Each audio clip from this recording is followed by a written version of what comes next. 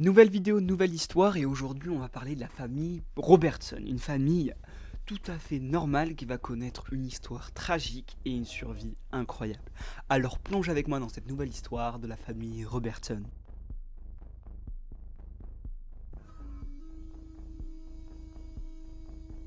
Fils d'un professeur de musique, Dougal Robertson rallia la marine marchande britannique en 1941. Malheureusement, l'année suivante, le bateau sur lequel il se trouvait fut coulé par les Japonais. Plus tard, lors d'une patrouille dans les eaux internationales dans le sud, il rencontrera sa future épouse. Tiraillé entre ces deux amours, l'un pour l'appel de l'océan, l'autre pour l'appel de Lynn, Dougal finira par succomber au tendre désir de Lynn, pour finalement se marier en 1951. Il abandonnera ainsi la mer peu de temps après avoir obtenu son brevet de capitaine pour s'installer aux États-Unis, où pendant 17 ans il vécut de l'exportation des produits laitiers. Hélas, ce n'est pas la vie qu'il espérait. En effet, son entreprise ne marchait pas bien. Il n'arrivait plus à subvenir au bon déroulement de l'éducation de ses enfants, mais ainsi aux besoins de sa famille. Incapable de pouvoir payer ses factures d'électricité, la famille se voit peu à peu destinée à de lourds endettements. Il devient alors titiller l'esprit de Dougal, et s'il embarquait lui et toute sa famille pour un grand tour du monde sur un bateau. C'est ainsi qu'il prit finalement la mer en 1971 derrière les Bermudes, cette fois-ci en compagnie des membres de sa famille. Il investira alors l'entièreté de ses économies dans une géolette pour pouvoir y accueillir sa famille. Passons au comptage des troupes. Il y a, à bord de la Lucette, 6 personnes. Leur fils aîné de 18 ans, Douglas, les jumeaux de 12 ans et une jeune amie de 22 ans ainsi que Dougal et sa femme Lynn. Est-ce que vous sentez la douille arriver? Et oui les amis, est-ce que vous sentez la douille arriver? Au sein de la famille, à part Dougal, personne n'a l'expérience de la mer. C'est pour vous dire à quel point c'est grave, ils s'embarquent dans une péripétie, dans une aventure, sur une géolette, sur un bateau, où ils vont être confinés ensemble pendant des lustres et des lustres, sans aucune expérience en mer. Mis à part Dougal, bien évidemment, avec son passé dans l'armée britannique, mais mis à part ça, personne ne connaît le fonctionnement d'un bateau, comment ça va se dérouler, comment ça va se passer. Et Douglas, le fils aîné, dira même qu'il ne se souvient pas d'un moment où il aurait pu monter sur un bateau. C'est pour vous dire le niveau de préparation qui règne sur le navire. Mais bon, c'est pas ce qui va refréner l'envie de Dougal d'embarquer en mer. Et ce BG va continuer, va insister pour pouvoir partir. C'est ainsi en date du 27 janvier 1971 que la famille prend le large. Paisible et soucieux de comprendre enfin leur environnement qui les entoure, ils décident de prendre la mer, dans le vide abyssal de l'océan Atlantique. Quoi de mieux pour commencer cette première journée qu'une tranquillité sans fin? Et non, ils vont se prendre une tempête dès le premier tour. Dès la première journée, ils se prennent une tempête. La première chose qu'ils se prennent en démarrant leur aventure marine, c'est une tempête avec des rafales redoutables, avec des vagues atteignant pour la plupart d'entre elles 12 mètres de haut et des vents pouvant atteindre 100 km/h. Est-ce que tu sens la douille Dougal? Qu'est-ce que t'as foutu, bordel, mon ref? Qu'est-ce que t'as foutu? Pour vous dire, la tempête est telle qu'un équipage de marins avec un bateau plus solide aurait du mal à s'en sortir. C'est pas un équipage de marine qui prend la mer, c'est une famille avec zéro expérience. Et pourtant, avec beaucoup de chance, ils vont s'en sortir indemnes de cette situation. Vous pouvez vous dire que c'est peut-être dû à la connaissance fine du père de la famille Dougal, mais il n'en est rien, car ce gros malade, au lieu de répartir les rôles équitablement dans la famille comme le ferait un bon équipage, il préférait inonder son fils aîné avec des ordres sévères dans l'espoir de le faire craquer. Mais c'est au cours de la traversée de l'océan Atlantique pour se rendre en Jamaïque que Dougal a frôlé la mort. En effet, durant une seconde tempête, n'étant pas assez attentive à l'environnement qui l'entoure, Dougal se prend une partie du mât qui s'est brisé en deux et passe par-dessus bord. Mais c'était sans compter le move grotesque de son fils Douglas qui le rattrapa de justesse. Après ces événements, le fils aîné de 18 ans Douglas prendra le rôle de capitaine pour amener sa famille enfin sur un voyage plus paisible et heureux. Moi, ce qui me tue, c'est que au lieu de partager les tâches équitablement entre les membres de la famille, s'organiser comme un vrai équipage le ferait, ben, ce fou furieux de Dougal, il crie sur son fils aîné. Et c'est terrifiant, quoi, genre d'être aussi con. Déjà partir avec zéro expérience en mer avec sa famille, bon, déjà le move était chelou, mais là c'est encore plus chelou. Et vous allez voir, c'est rien comparé à ce qui les attend par la suite.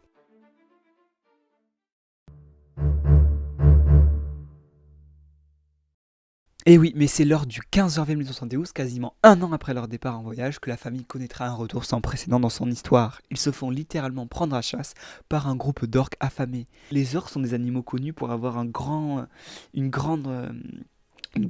stratégie qu'ils mettent en place. Ils chassent en groupe, ils chassent en meute. C'est comme des loups, mais en mer, quoi. Pour vous dire, récemment, on a vu chasser une baleine, quoi, le plus gros mammifère vivant sur la planète, et ils se mettent à plusieurs dessus avec des stratégies d'écolocalisation, des stratégies de bluff, des stratégies de danger et tout ça, et ils vont prendre en partie la famille Douglas. Heureusement, une fois qu'ils ont compris que la géolette n'est pas comestible, ils stoppent leur chasse pour disparaître au fond de l'océan.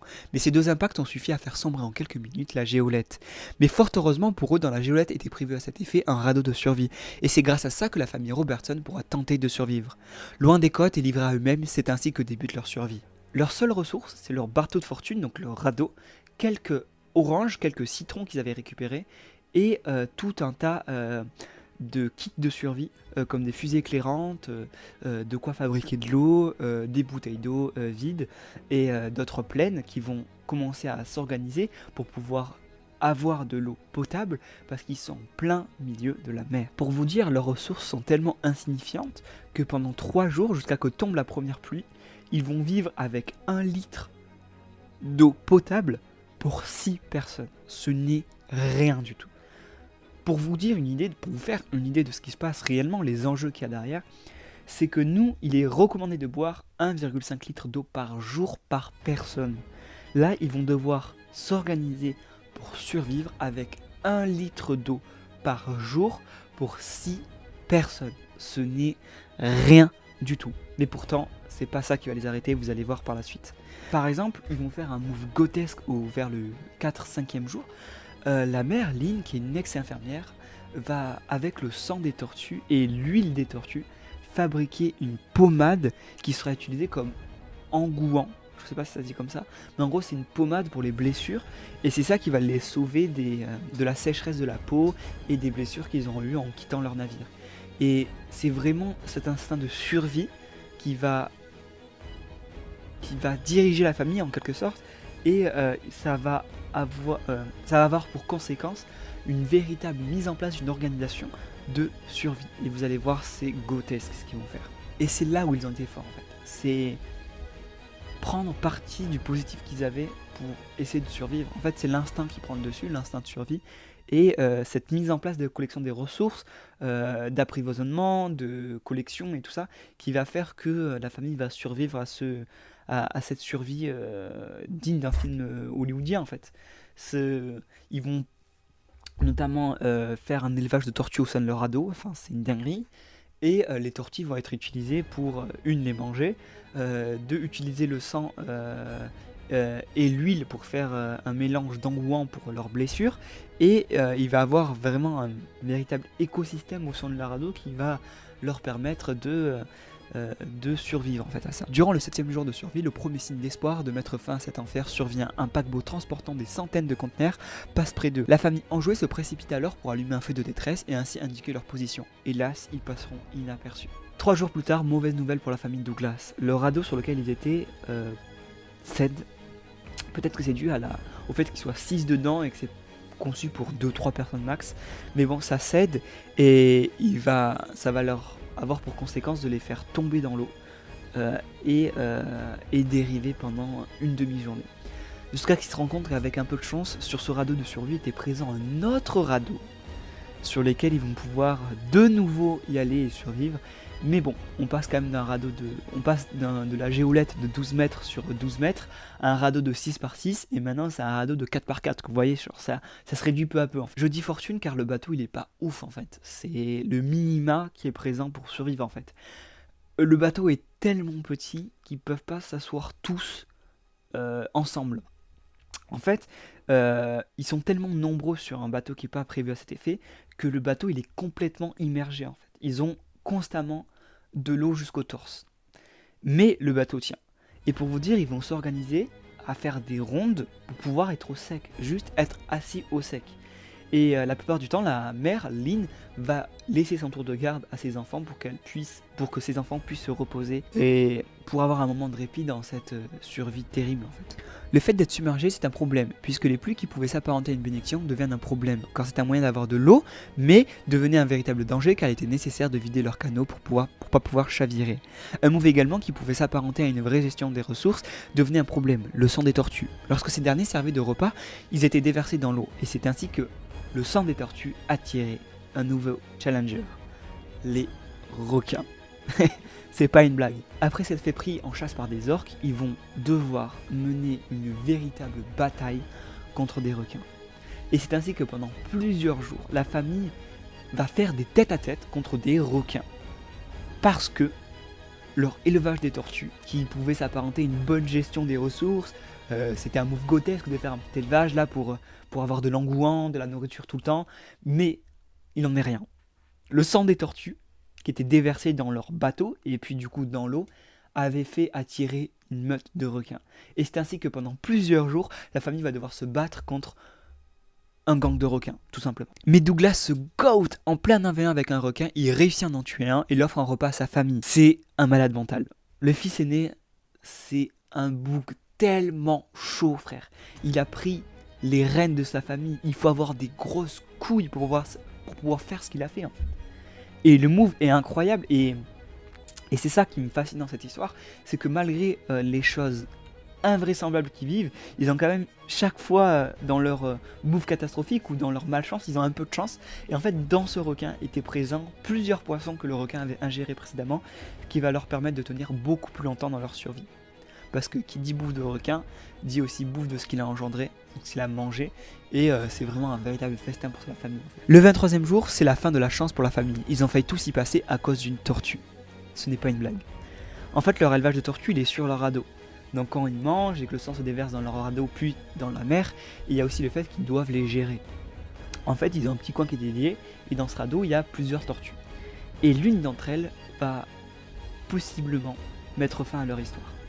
Une tortue qui va peut-être tuer une famille entière. Comment c'est possible? Tout simplement, la tortue va s'amuser à grignoter le plastique des bouteilles pour pouvoir faire un trou dans la bouteille et ainsi vider leur ration d'eau potable. Et moi, c'est ça qui me fait rire, c'est le côté anecdotique en fait. C'est comme si la tortue prenait sa vengeance, tu vois. Et au lieu de se faire bouffer, elle détruit les rations des survivants. Moi, ça m'a fait mourir de rire quand j'ai lu l'histoire, c'est incroyable.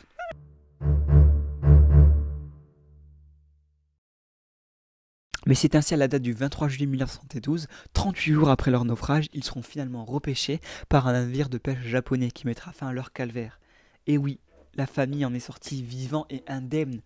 Ils sont tous en vie, c'est-à-dire le père, Dougal, la femme, Lynn, son fils aîné de 18 ans, Douglas, les deux jumeaux de 12 ans et l'ami de 22 ans qui les accompagnait. Ils sont tous sains et saufs. Et moi, c'est ce qui me fascine dans cette histoire et dans les histoires que je raconte en généralement, c'est le courage et qui est couplé à cet instinct de survie qui va leur permettre de survivre dans des conditions extrêmes. Et moi, je suis passionné par ça et j'espère que je vous ai bien raconté. Encore une fois, c'est mes premières vidéos dans ce format-là, donc beaucoup de choses à améliorer.